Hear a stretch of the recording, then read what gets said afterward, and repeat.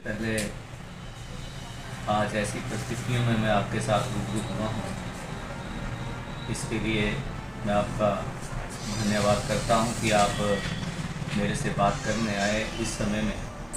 तो ये समय आपको पता है कि एक तनाव का समय चला हुआ है भारत और पाकिस्तान के बीच में।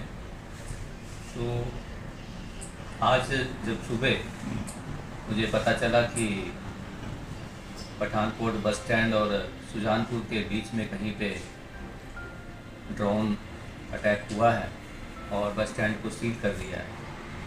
हमने पिछले 2 दिन से जब से ये तनाव चला था तो मैं शिमला में था और शिमला में हम इस चीज़ के लिए एक्सरसाइज कर रहे थे कि अगर ऐसी स्थितियाँ आती हैं तो हमें क्या करना है। तो इस हिसाब से हमने कल अपनी बसेज जो थी वो अमृतसर वाली, जलंधर वाली, इवन पठानकोट वाली जो लॉन्ग रूट्स की थी वो हमने बंद कर दी थी, ताकि रात को ये अटैक ज़्यादा रात को होता है तो हमारे बसों को या हमारे स्टाफ को या हमारे जो लोग हैं जो उसमें बैठे हैं उनमें उनको कोई ऐसी परिस्थितियों का सामना ना करना हो।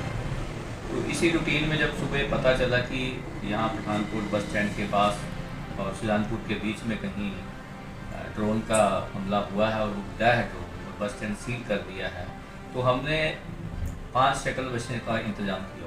तो इमीडिएट हमारे आरएम साहब ने निर्णय लिया और उनको बंद कर दिया था। और अच्छी बात यह है कि किसी का नुकसान नहीं हुआ और हमारी बसेज भी कुछ देर पहले वहाँ से निकल गई। उसके बाद हमने अपने आरएम से बात की और ये खुद वहाँ पर गए उस समय और वहाँ पे अपने स्टाफ से बात की। अपने पठानकोट जो हमारा डिपो है जहाँ वर्कशॉप भी है वहाँ भी गए, लेकिन फिर मैं खुद मैंने निर्णय लिया कि इस समय अपने लोगों को जो हमारे मुलाजिम हैं उनको, हमारे ड्राइवर, कंडक्टर, इंस्पेक्टर जो वहाँ पर ड्यूटी कर रहे हैं तो वहाँ पर जाना चाहिए, उनका मनोबल बढ़ाना चाहिए। उससे भी बड़ी चीज़ ये थी कि जो लोग हमारे बाहर से आ रहे हैं, कोई बॉम्बे से आ रहा है, कोई J&K से आ रहा है, कोई कहीं से आ रहा है, तो वो कोई किसी की ट्रेन आ रही है तो उनको कम से कम हमारे प्रदेश में जिन्होंने आना है उनको प्रॉपर सुविधा मिल सके।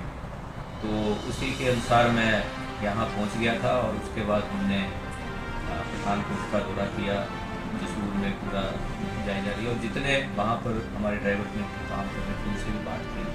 तो अभी भी मैं जब वापस आया तो हम चक्की बैंक पे रुके, बहुत से लोग, एक हमें शिमला जाने वाला मिला, एक चंबे वाला फैमिलीज मिली, बहुत से लोग मिले और मैंने देखा कि नहीं, इनको अपने डेस्टिनेशन पर पहुंचाना जरूरी है। तो हमने निर्णय लिया और 2 बसेज हमने फिर से मैंने अपने साथ ही चला उनमें अपने जो लोगों को उनको बिठाया।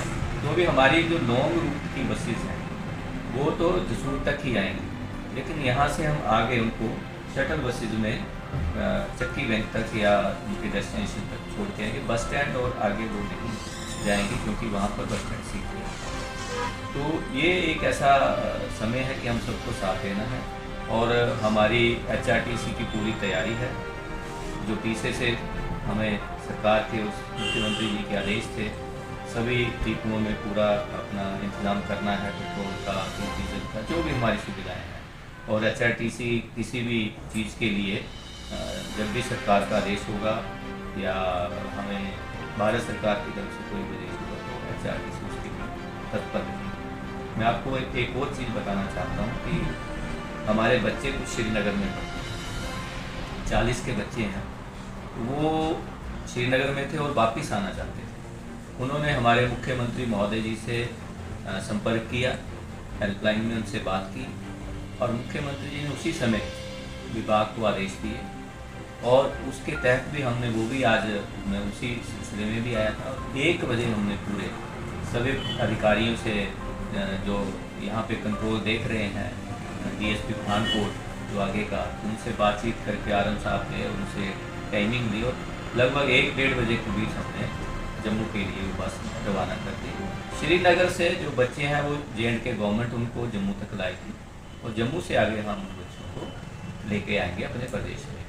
तो मेरी आपके माध्यम से ये भी अपील रहेगी कि अगर ऐसी कोई भी ज़रूरत है तो वो हमारे मुख्यमंत्री जी की हेल्पलाइन में हमसे बात कर सकता है।